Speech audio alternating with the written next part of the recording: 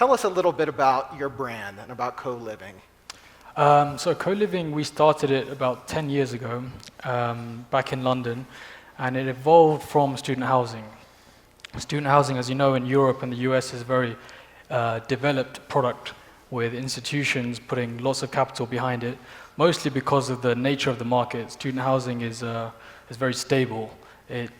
You get 90-95% occupancy all year round. There's no seasons like the hotel industry. CoLiving developed because there was also a demand on behalf of the young professionals and people who left university who were also looking for a similar product where they could rent easily, have access to a community, and have flexible contracts. So we found that tendency has grown and grown more and more, especially thanks to the growth in co-working, where people can work remotely and be their own bosses, essentially. There's no longer the need to work inside a company and stay there for 20 years and develop your career. People are much more comfortable and prefer the idea of creating their own product or their own brand. And with that comes a change in lifestyle. And housing hasn't really caught up to that change, and housing is always slow to change. So our key markets are students, young professionals, and tourists. Here in South America, as you can see in CASA campus, we have 9 buildings in total, 4 of which are operating, the other 5 are in different stage of construction. And our plan is to expand regionally. We are looking actively to do projects in Brazil, Colombia, Peru, and Chile. And in all of those regions, we're looking for local partners who can help us to realize what we're trying to do. And these could be developers or investors, all of whom would be interested in the hospitality sector, because we are within the hospitality sector in that we provide a certain type of service to our residents. It may not be as intensive as a hotel, which is why our cost base is so low, and the length of stay of our guests is much longer than a hotel guest. So our turnover of guests is much less, which means there's less marketing pressure. And our product is very much in line with what universities want, what companies want, the corporate clients of hotels, some of which are in a city for more than a week, which means that, you know, if you're staying within a hotel for a week, you're okay, but after a week you start to crave some social interaction or some independence, and that's what our properties provide. So usually our minimum contract is about a week, but people stay with us on average 4 to 6 months, but up to 2 years, 3 years. So it varies very much. Let's talk a little bit more about that guest. Obviously, as you mentioned, a little different from what you might see in a traditional hotel. Mm-hmm. You've been in this space for a little bit now. You've learned a little bit about these guests. Students, you mentioned, that's a big part of it. Young professionals, we call these digital nomads. Tell us about these guests. What do they want? What are they looking for, and how do you provide that maybe differently or better than a hotel might? I mean, more than anything, people of that age group want connection. They want to feel like a local, a bit like what Airbnb is doing. We're telling everybody they can feel like a local by staying in an Airbnb apartment, which is semi-true. The thing that the Airbnb doesn't offer is access to other people that are living in a similar situations to you. Whereas if you're inside a co-living building or CASA campus, everyone else in that building has more or less the same sort of story as you.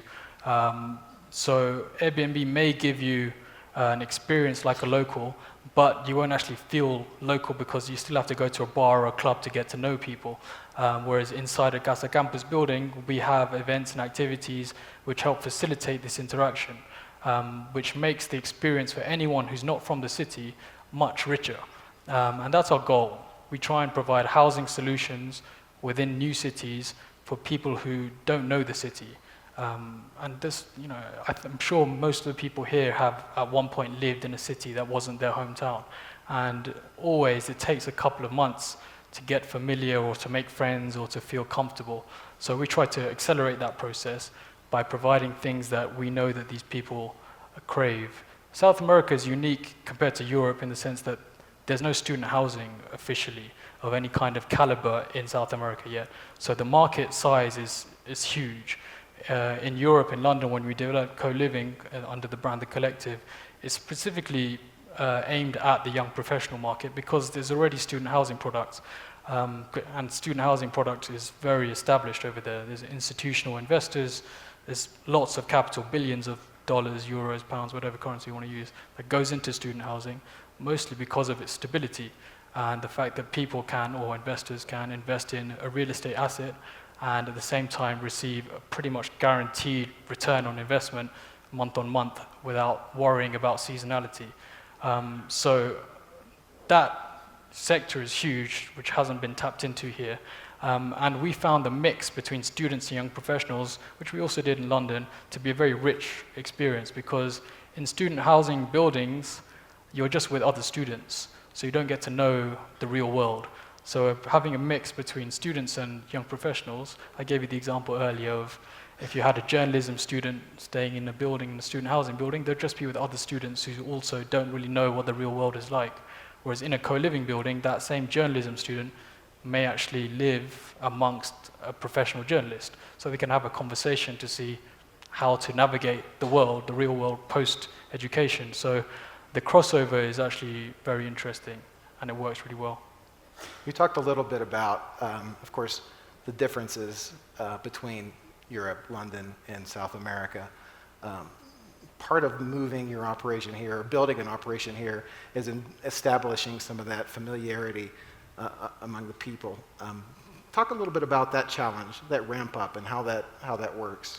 Well, I mean, the climate economically is completely different, not just regionally, but also country by country. However, the fundamentals remain strong, which is why any building that we open within a month, 2 months maximum, we're at 90-95% occupancy. And the fundamentals are that there is a huge demand for a product that's all-inclusive and provides access to community and connection from the universities, the companies, and local governments as well, because they are trying to attract talent to their communities. And one of the ways in which to attract the talent is to explain to them that there is a good quality housing solution that we can also offer you, apart from the great quality course or great employment or great city. The cities have to also attract people to stay for longer periods of time. Tourism is great, but there's also this new form of tourism from these digital nomads. And this new form of tourism, in general, requires the people are interested in staying for longer periods of time than previous generations, mostly because they can afford to. As they're their own bosses, they don't have like a restriction on holiday days per year, and they can travel a lot more freely. The cost of travel is a lot less. Everyone wants more experiences. Younger generations or millennials are known to value experiences more than material objects today. So they won't buy a car, they'll just use Uber. You know, it makes more sense for their style of life. So those fundamentals remain the same, whichever country you go to. And also everyone's super connected these days. You know, back in the day, people used to have to send pigeons to send a note to the other side of the world, but now there's WhatsApp. And there's many other examples, but because of that interconnection and the fact that people are so well connected, the flow of information is so much greater. So a student in Colombia will look at the US and say, hey, they have amazing student housing there. Why don't we have it? You know, and it's a valid question. It doesn't really exist. And there's the same students, there's still a lot of foreigners who visit cities, and people from within the same country who are not from that city are also needing a housing solution that's superior to what exists today. And today people can see what else is out there much easier. So the demand is not an issue for us. This segment being very new, do you think that your target guest knows enough about what co-living is that they know what to expect when they stay with you? I mean, our target segment is less informed about co-living than the actual industry. But what they do is they come in and they find that there's someone giving them access to flexible contracts that are all-inclusive, and they have some cool events that happen in the building at the same time, which they don't have to pay for. And just with that, without needing to explain that they're staying within a co-living building, they go and talk to all their friends and say, you should stay here, it's easy. So we haven't really put that much effort into trying to educate the target audience. We've more than anything been impressed talking to industry people, being at these conferences, explaining co-living a bit better to them so that they have a better understanding, so that they can also collaborate with us or enter into this world, because it's a world that's growing. there's a demand that's there. You don't have to try and create a separate niche. Those people are there, the cities are there, and we have some operational know-how in the team. It's not just me, the young face, but we have a pretty substantial team of people with more than 20 years in the hotel industry and other industries. So we are very well equipped for this international expansion that we're trying. You talked earlier about the benefit of the distinct types of guests that stay at your property, the benefit of having them experience it together, creating that community. But of course there's a common thread between them. They have some different needs, some different wants. Some talk today on the stage about branding and proliferation of branding as companies, as hotel companies specifically, look to appeal to specific needs and wants of their guests. Do you see any kind of opportunity or any kind of benefit going forward? You have one brand now. Yes. Will you have another brand in the future? It's hard to say. Obviously, our brand today is called CASA Campus, which has a connotation to the student world, which is doing really well for us. Lots of governments and universities are very interested in us partnering with them and having a CASA Campus in their locations. I can understand that maybe the young professionals may want something that's less of a student name. However, our product in itself and the decoration and the curation and the types of events is catered to the type of public that's in each building. So for example, if we have a building in the center of a city where there's a lot more young professionals staying with us than students, we have more after office events. If it's a more student heavy building, then we'll have FIFA tournaments. All of these things are very easy to put together, and we can manipulate them and adjust them based on the guests that are staying with us. So I think it is possible to have multiple brands that focus on a specific niche. I don't think it's sensible to have a brand that's too specific, because the nature of co-living is community. So this crossover of people with different life experiences is quite important, I think. So I think that the market is huge. There's definitely opportunities to create niches, and I'm sure they'll be coming eventually. There's a lot of co-living operators that have started to emerge. So yeah, I think the number of brands and possible niches is exponential. The possibility is huge. We're speaking to a lot of hoteliers here. Yes. Give us a few takeaways, some advice here. What have you learned in this space that they may be able to draw from? Can they attract this guest? I know you don't want to give away too many trade secrets, but what can they do to maybe compete in this space? Well, I mean, it depends whether they're interested in getting the more longer-term guest, more than a week.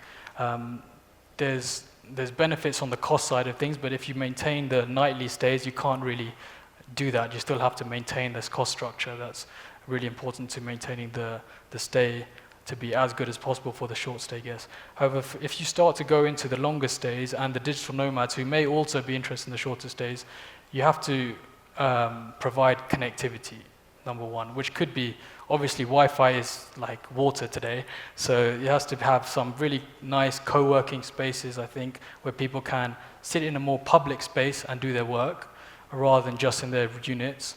And the breakfast spaces aren't really the best place to work, and the lobbies aren't always as friendly. They don't really invite people to connect with other people.